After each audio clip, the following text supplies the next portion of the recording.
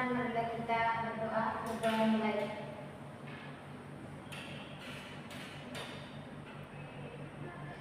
Berdoa selesai.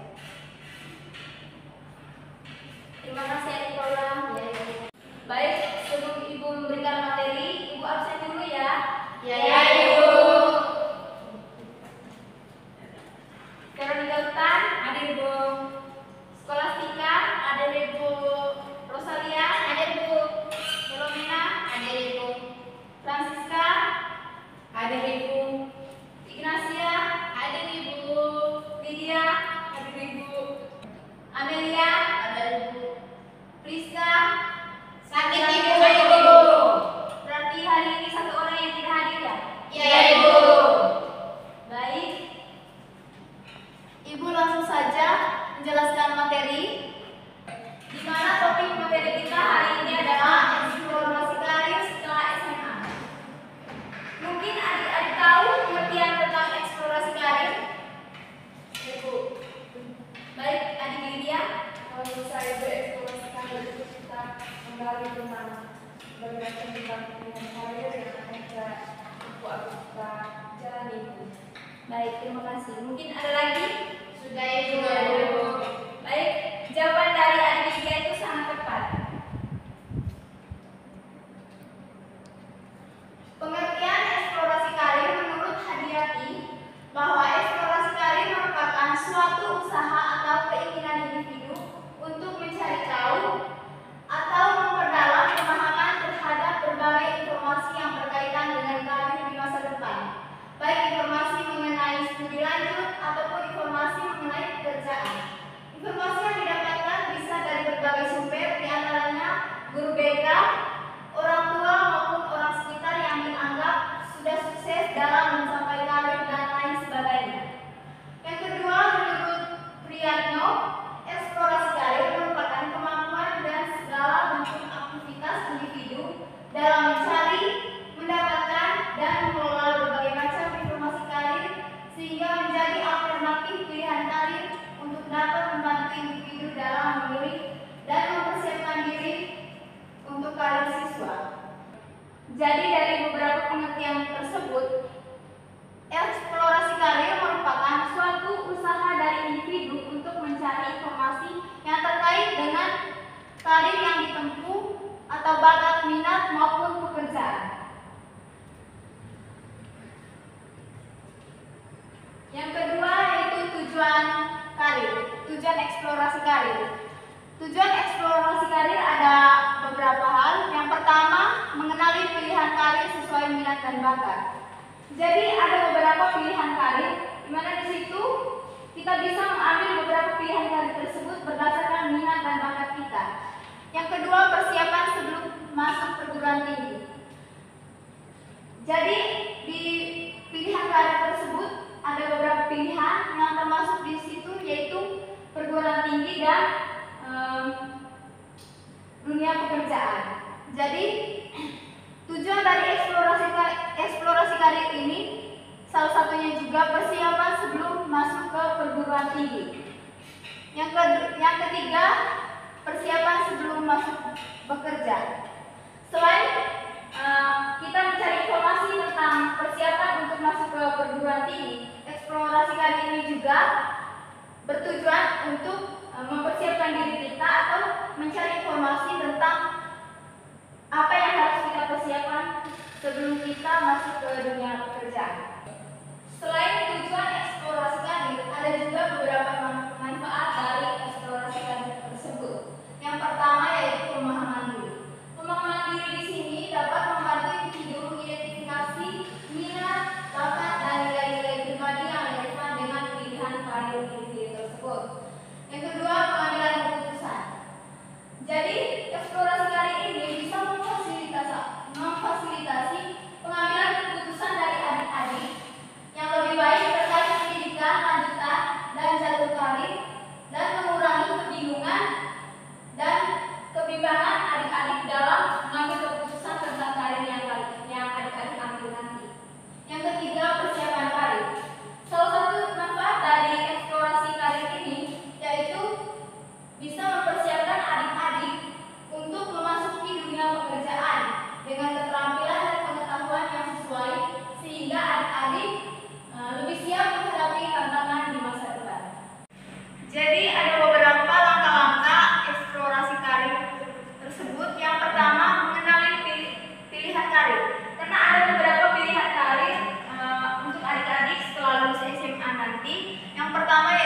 lanjut di perguruan tinggi.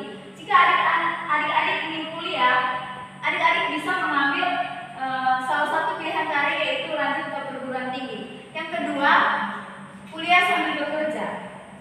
Kuliah sambil bekerja ini juga termasuk pilihan karir yang tepat bagi adik-adik yang memiliki latar belakang ekonomi yang kurang. Jadi dengan kuliah sambil bekerja ini, adik-adik bisa membantu orang tua agar memperingan biaya kuliah dari adik-adik. Pilihan karir yang ketiga yaitu magang atau bekerja.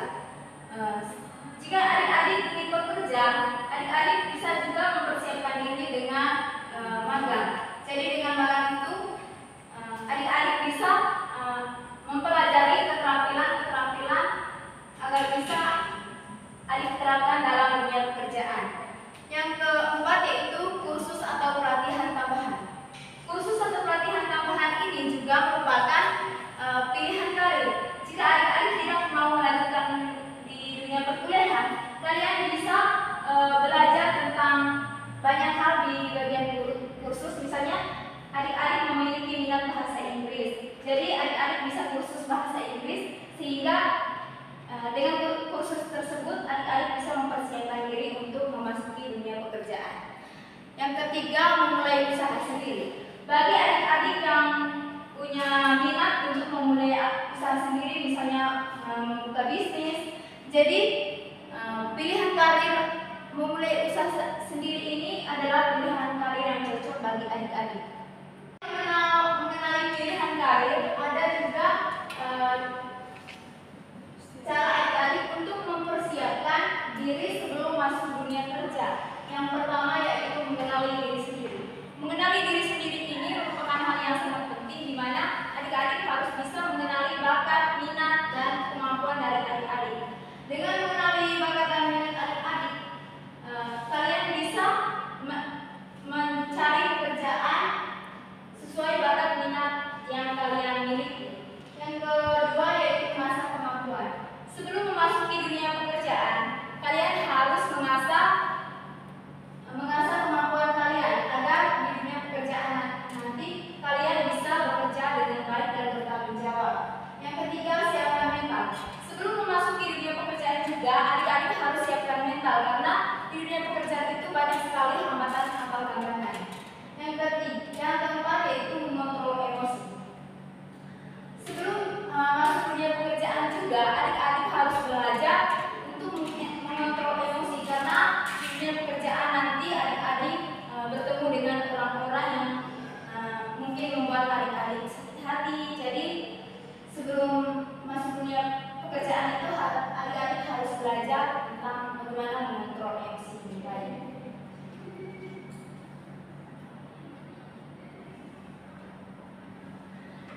Yang ketiga yaitu persiapan sebelum masuk perguruan tinggi. Jadi bagi adik-adik yang mau melanjutkan atau memilih karir untuk melanjutkan studi lanjutan yaitu di perguruan tinggi, hal-hal yang perlu adik-adik lakukan yang pertama yaitu mencari informasi lengkap terkait program studi atau jurusan yang adik-adik ambil. Yang kedua, pilihlah beberapa perguruan tinggi. Adik-adik harus memilih beberapa perguruan tinggi. Kalau misalnya adik-adik mau kuliah di Universitas Nusa Cendana, adik-adik juga harus memilih universitas lain. Kalau misalnya adik-adik tidak lulus di Universitas Nusa Cendana, adik-adik bisa tes di universitas lain untuk melanjutkan kuliah. Yang ketiga yaitu mengecek akreditasi. Sebelum adik-adik melanjutkan kuliah atau masuk ke dunia perguruan tinggi, adik-adik harus mencari informasi terkait akreditasi di kampus tersebut. Contohnya itu akreditasi program studinya. Yang keempat yaitu adik-adik harus mencari informasi tentang beasiswa. Sebelum adik-adik masuk ke dunia perkuliahan, adik-adik harus mencari tahu dulu tentang program beasiswa di kampus tersebut. Dengan beasiswa ini bisa membantu adik-adik untuk meringankan biaya kuliah, bisa membantu orang tua untuk kebutuhan sehari-hari, mungkin kalau bisa adik-adik bantu.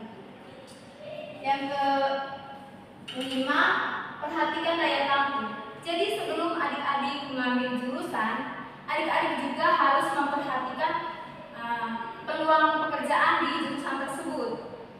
Sekarang kan di sekitar kita itu jurusan peluang pekerjaan untuk jurusan bimbingan konseling itu kan masih banyak. Jadi disarankan adik-adik mengambil jurusan bimbingan dan konseling. Terus yang ke-6 yaitu biaya kuliah.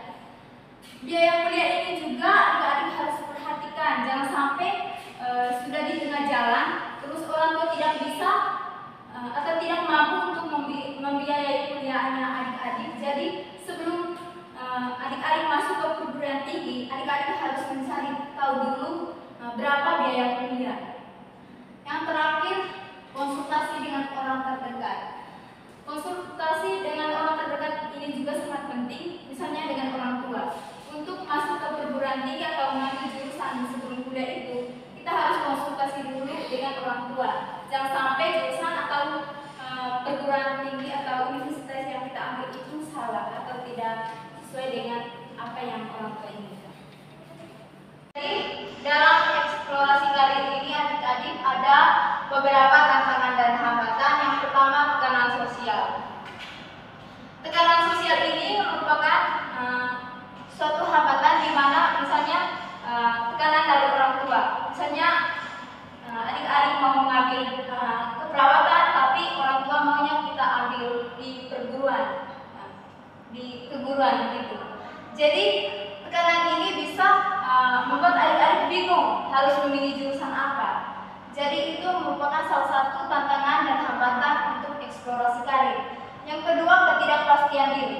Ketidakpastian diri ini terkait dengan kepercayaan diri. Karena banyak sekali mahasiswa atau karena saya juga pengalaman di dunia perkuliahan, banyak sekali mahasiswa yang masih kurang percaya diri. Jadi mungkin ketidakpastian diri ini dan ketidakpercayaan diri juga merupakan salah satu tantangan dan hambatan dalam eksplorasi karir. Yang ketiga, persaingan yang ketat. Persaingan yang ketat ini bisa juga di dunia perkuliahan maupun di dunia pekerjaan. Di dunia perkuliahan ini misalnya kita mau masuk di universitas, misalnya di Nusa Cendana. Mungkin pas kita seleksi atau bagaimana, itu kita tidak lulus karena banyak sekali orang-orang yang mau berlomba-lomba untuk masuk ke universitas tersebut. Jadi itu merupakan salah satu tantangan dan hambatan.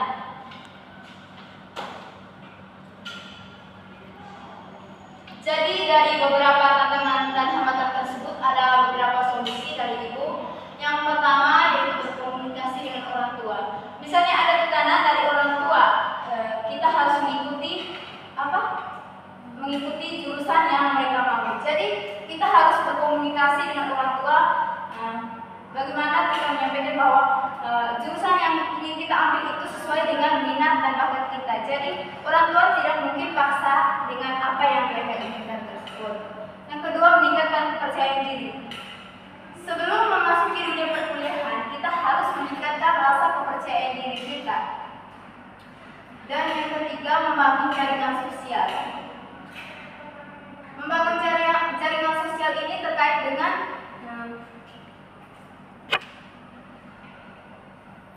bagaimana solusi dari hambatan yang di dunia pekerjaan tadi, di mana di situ persaingan yang ketat. Dengan membangun jaringan sosial ini, kita dapat mengatasi masalah tersebut. Misalnya kita mengikuti atau bergabung dalam komunitas-komunitas. Materi yang Ibu sudah jelaskan, mungkin ada dari adik-adik yang mau bertanya. Saya Ibu. Baik, silakan Adik Paula.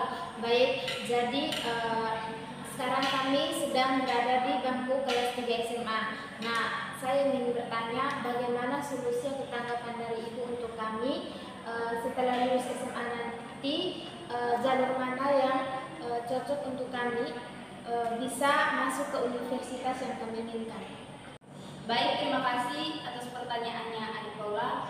Mungkin solusi dari Ibu, jalur yang cocok agar kalian bisa lulus di universitas yang kalian inginkan itu yaitu jalur SN, SB, dan Mandiri. Dan dua jalur tersebut merupakan jalur yang sangat mungkin bisa mendapatkan beasiswa. Tapi kalau jalur Mandiri itu kemungkinan besar sebagian besar saja yang mendapatkan, sedangkan kalau jalur SN dan SB itu kemungkinan sangat besar untuk mendapatkan beasiswa. Jadi solusi dari Ibu untuk melanjutkan ke universitas yang kalian inginkan itu yaitu dengan mengikuti jalur SN dan SB. Baik Ibu, terima kasih. Ya, sama-sama. Terima kasih Adik Paula.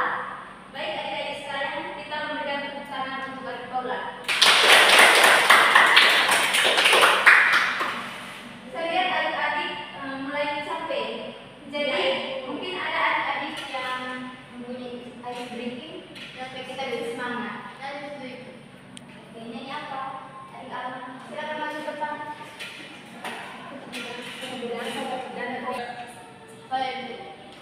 Silakan Adik Alma. Jadi kita menyanyi lagu Potong Lebih Angsa, tapi pakai melodi ya.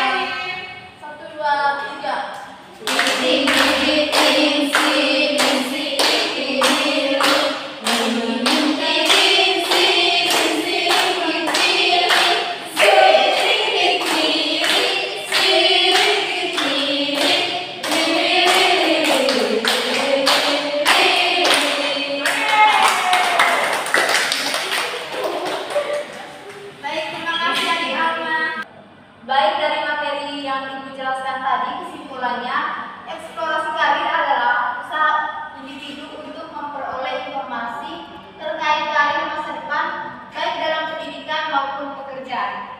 Eksplorasi karir melibatkan pencarian informasi dari berbagai sumber untuk membantu individu dalam memilih dan mempersiapkan karir yang sesuai dengan minat dan kemampuan individu tersebut.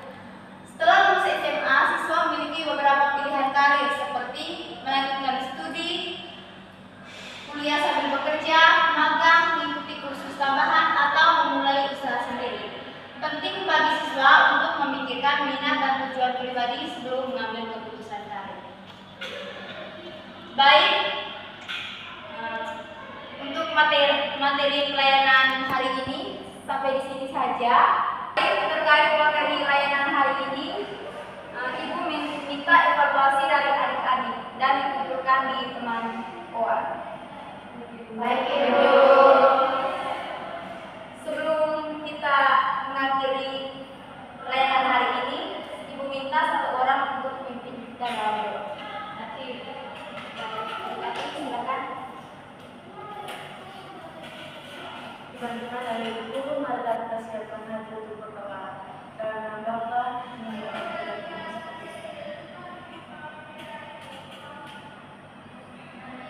doa selesai.